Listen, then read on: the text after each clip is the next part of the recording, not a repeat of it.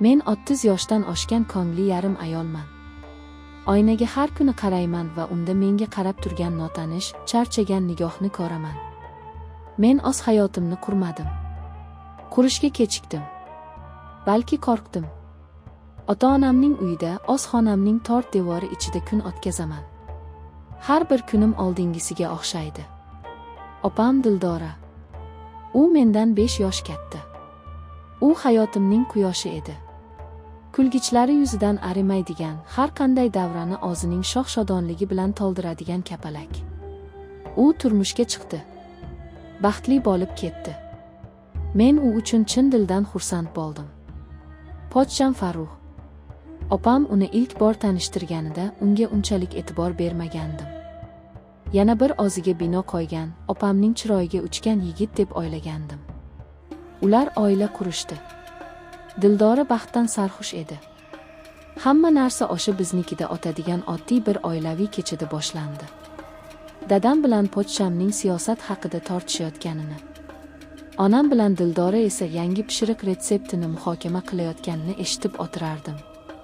Men har doimgidek chekkada o'z xayollarim bilan band edim. Birdan Farruhning nigohini sezdim. U menga qarab turardi. Lekin bu shunchaki qarash emasdi.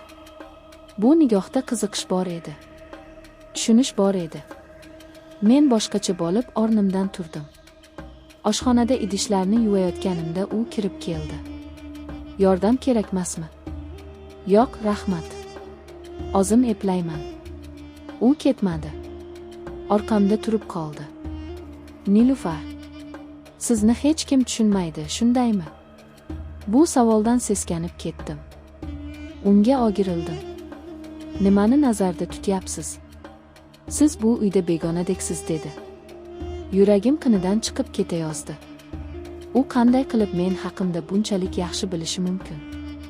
U kulimsiradi. Lekin bu masala emas, iliq tabassum edi. O'sha kundan boshlab dunyo o'zgardi.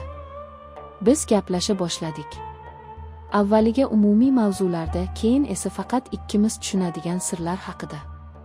U menga telefon qilar, opam uxlab yotganida yozardi. Biz musiqa haqida, koinot haqida gaplashardik. Men yillar davomida ichimga yutgan gaplarimni unga aytardim. U esa tinglardi, yurakdan tinglardi. Siz bunchalik aqlli ekaningizni bilmagan ekanman derdi u. Sizni esa bunchalik mehribon ekaningizni hech kim bilmaydi deb javob berardim men. Bu olov edi. 30 yoshdan oshgan, hech kimga kerak bo'lmagan ayolning qalbida alang olayotgan, taqiqlangan olov. Men o'zimni yana yosh, go'zal va kerakli his qila boshladim. Oynadagi aksimga jilmayadigan bo'ldim. Bir kuni u mashinasida meni ishdan olib ketdi. O'tiring. Gap bor. Yuragim orqaga tortib ketdi. O'tirdim. U uzoq vaqt jim qarab turdi. Keyin qo'limdan ushladi. Uning kaftlari olovdek edi. Men bunday davom eta olmayman, Nilufar. Men sizni sevib qoldim. Bu so'zlarni eshitishni qanchalar kutganimni shu onda angladim. Va bu so'zlar qanchalik dahshatli ekanini ham. Bu mumkin emas, Farruh. Dildora. Bilaman. Bilaman. Bu xiyonat. Bu gunoh. Lekin men unga uylanganimda men sizni bilmasdim. Men haqiqiy sevgi nimaligini bilmasdim. O'sha kuni men yig'ladim. Baxtdanmi yoki azobdanmi bilmayman. Biz yashirincha uchrasha boshladik. Har bir uchrashuv oxirgisidek tuyulardi. Har bir bo'sa ham lazzat, ham zahar ta'mini berardi. Men opamning ko'ziga qaray olmay qoldim. Uning baxtli kulgusi yuragimga pichoqdek sanchilardi. Men uning baxtini tortib olayotgan edim. Lekin to'xtay olmasdim. Farruh men uchun hayot mazmuniga aylanib qolgandi. U men uchun butun bir dunyo ochdi. Biz hatto kelajak haqida ham gaplasha boshladik. U Dildora bilan ajrashishini, biz birga bo'lishimizni aytdi. Men bunga ishondim. Ishonishni xohladim. Fojia kutilmaganda keldi. Yakshanba kuni hammamiz nonushta qilib o'tirgandik. Dildora birdan qahqaha otib yubordi. Uning ko'zlari chaqnardi. Menda sizlar uchun surpriz bor, dedi u qizargancha. U qo'lini Farruhning yelkasiga qo'ydi. Farruh, siz dada bo'lasiz. Stol atrofida qiyqiriq tabriklar yangradi. Ota-onamning quvonchi cheksiz edi. Men o'sha zahoti ado bo'ldim. Qo'limdagi choynakni qanday ushlab turganimni bilmayman. Faqat Farruhga qaradim. U oqarib ketgandi. U menga bir soniya qaradi va nigohini olib qochdi. O'sha qarashda hammasi hal bo'lgandi. U o'sha kecha menga qo'ng'iroq qilmadi. Ertasiga ham. Bir hafta o'tib unga ozim yozdim. Uchrashishimiz kerak. Biz har doim uchrashadigan o'sha xilvat joyda ko'rishdik. U boshqacha edi. Solxin, aybdor. Nilufar, men nima qilishim kerak edi?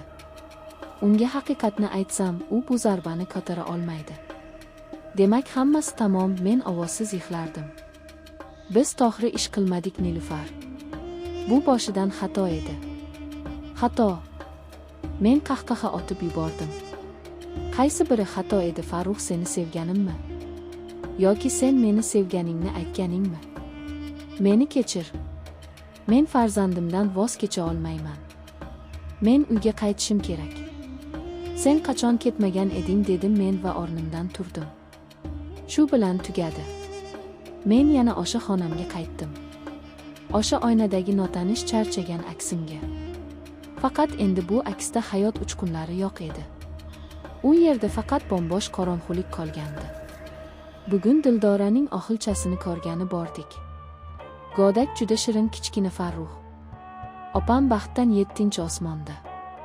Farruh esa u namunali ota va mehribon er rolini o'ynayapti. Juda yaxshi o'ynayapti. U tug'ruqxonadan chiqqanida uni menga bir marta ko'zi tushdi. Uning nigohida na pushaymon, na afsus bor edi. Men ularni tabrikladim. Jiyanimning peshonasidan opdim. Qo'limdagi sovg'ani berdim. Va iloji boricha tezroq u yerdan ketdim. 30 yoshdan oshgan ayol. Men endi hech qachon sevmayman. Men endi hech qachon o'sha oynadagi aksimga jilmaymayman. Chunki men opamning baxtiga qurilgan uyni o'z qo'llarim bilan buzishga harakat qildim. Uning baxti mening baxtsizligimga aylandi. Va eng dahshatlisi, Dildora bu haqda hech qachon bilmaydi.